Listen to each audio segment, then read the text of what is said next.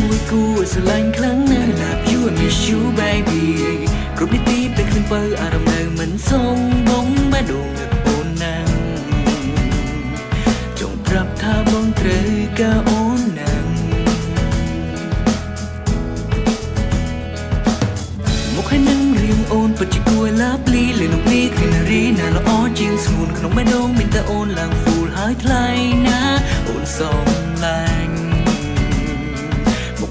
គូអត់ខ្នាញ់ណាំងបើសងសាស្